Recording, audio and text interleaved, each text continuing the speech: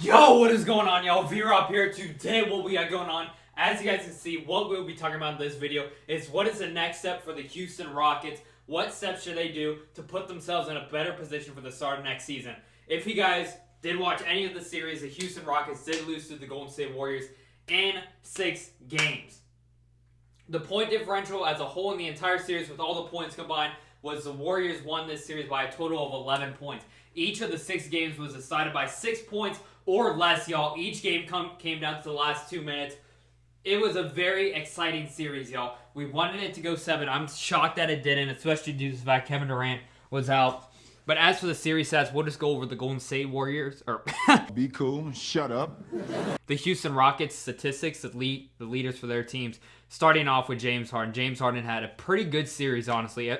What is weird is that he had a better shooting percentage in the playoffs after he got his eye cut by Draymond Green than before. James Harden in the series, y'all, had 35 points a game, along with 5 rebounds and 6 assists, along with 2 steals per game. He shot 44% from the field, along with 35% from the 3, and 82% from the free throw line. He was closer to around 89-90% going into Game 6, but he did miss 4 free throws in that Game 6 alone, which really brought down his percentage in the entire series as a whole.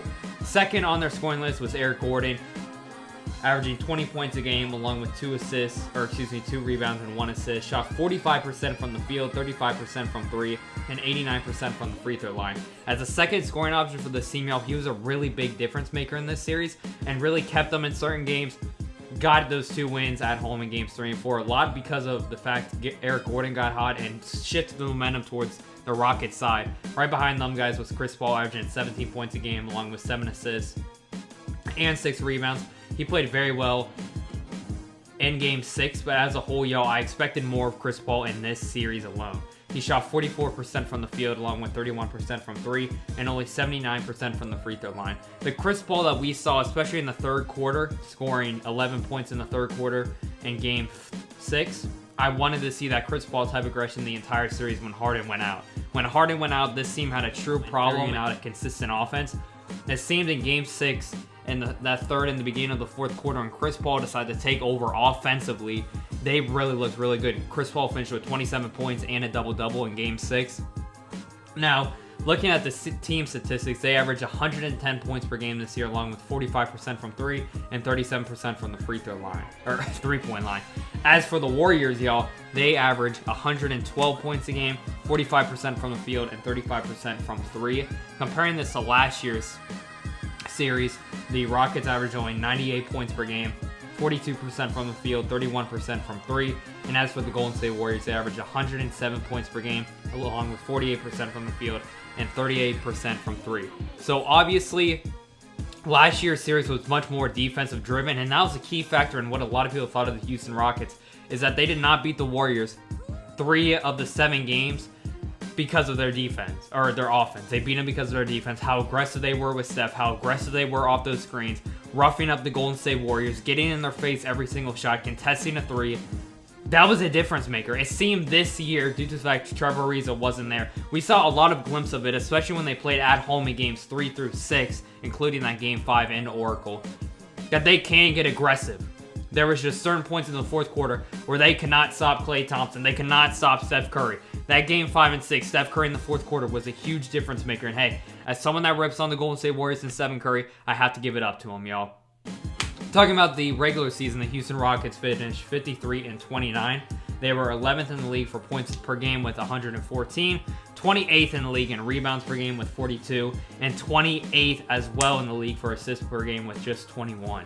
James Harden led this regular season with 36 points per game, 8 assists, and 7 rebounds. Right behind him was Clint Capella, averaging 17 points and 13 rebounds and 2 blocks.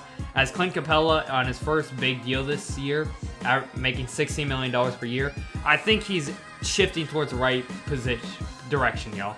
He could have played better in this series. They allowed too many offensive rebounds for the Golden State Warriors, especially that Game 6 and that first half. That should be the next step for Clint Capella, getting off defensive rebounds for that team. Right behind him this year was Eric Gordon, averaging 16 points, 2 assists, 2 rebounds.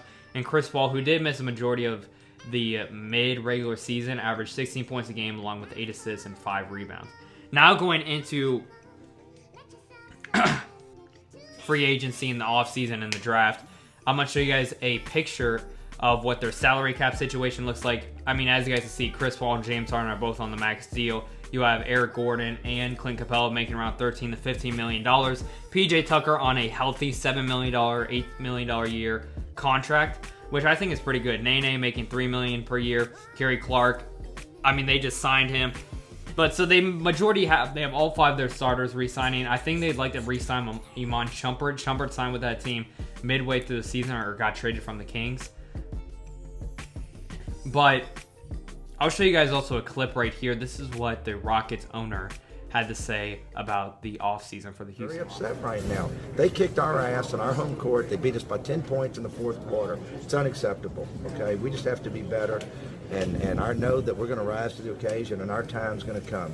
You know, James is 30 years old. Michael didn't win his first championship till 30. Hakeem didn't win his first championship till 30. I can promise you we're going to win some championships with James Harden, okay?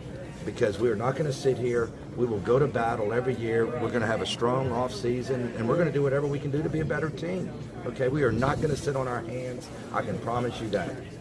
Next, I'm going to show you guys a clip of what James Harden says on how the Rockets should go into this offseason, and he feels that he has the idea of how they can fix this and goes to the next step to become a championship team. Gets you the next step that they've stopped each time? I know what we need to do. I know exactly what we need to do. Just, we'll figure it out this summer. And so obviously there are a lot of things the Houston Rockets can and cannot do. I think one situation that they have to look at is looking into trading Chris Paul. I think you cannot go into next season with the same exact team, the same exact starting lineup, just tweaking the bench a little bit. I would re-sign Austin Rivers, by the way, but you can't keep going into the playoffs with this same exact team and doing worse this year than you did the year before. Without Kevin Durant, Chris Paul is healthy, your whole squad is healthy, and you still can't get through the Golden State Warriors. Even if Kevin Durant leaves, they will still have that team that they played last night and in the end of Game 5. You have to change something up at the end of the day. Chris Paul is aging. Chris Paul is on a very bad contract. He's making $120 million the next 3 years from the Houston Rockets. Can they consider trading Chris Paul and possibly getting a wing player? That leads into my next idea, is making a trade package, even if it's Chris Paul and Clint Capella, for a big name wing player, small forward. I mean, I'm talking about maybe a sign and trade with Kawhi Leonard, maybe a trade to Oklahoma City for Paul George, maybe a trade for LeBron, depending on what the LA Lakers want to do with him. Maybe, I mean, think about that, Chris Paul and Clint Capella for LeBron. The Lakers starting lineup would then be like Chris Paul, Lonzo, Ingram, Kuzma, and Capella. And then for the Rockets, it'd be Austin Rivers, Harden, LeBron, Tucker, possibly Nene. There are a lot of situations where they could do with that trade package, They could also fire Mike D'Antoni. I don't know what the relationship is right now between D'Antoni and the Rockets. I know that Harden, at the beginning of this year, and especially when D'Antoni signed with the team, he was a big fan of his work, and D'Antoni has a lot of mutual respect for James Harden and Chris Paul. Another thing that they could do is possibly re-sign Trevor Ariza. They obviously did miss him this year. PJ Tucker did step up his defense a lot this year. He's always been a solid defender, but this year you could really see a difference in him. If they could somehow get Trevor Ariza back on this team, or possibly a player like that, I think that'd make all the difference. So I think their goal should be get an improved wing player. I'm talking about whether it's a Trevor Ariza type player, or if they want to trade Chris Paul and Clint Capella and maybe just start from scratch with a whole new squad and get possibly LeBron, sign and trade for Kawhi, maybe a trade for Paul George, depending on which direction the Thunder and the Lakers want to go with this team going into the offseason. We all know the Lakers right now are just yikes. But I hope you guys enjoyed the video, guys. If you guys think the Rockets should change this roster, if you guys think they should just go back into next season with the same squad and just run it back for a second straight year, let me know what you guys think, y'all. Make sure to leave a like and subscribe if you guys are new. Thank you so much for the support. Cannot thank y'all enough. I would love to hear Rockets on this, Rockets fans' perspective on this, What would you guys do if you guys had control of the team? If you guys were the GM, would you guys trade Chris Paul? Would you guys just say, hey, screw it, we're gonna pay the luxury tax and sign every single All-Star we can? But stay blessed, y'all. All love on the road to 10K. Let's get it. Let's go. You guys are amazing. All love. I'm out this thing, y'all. Peace.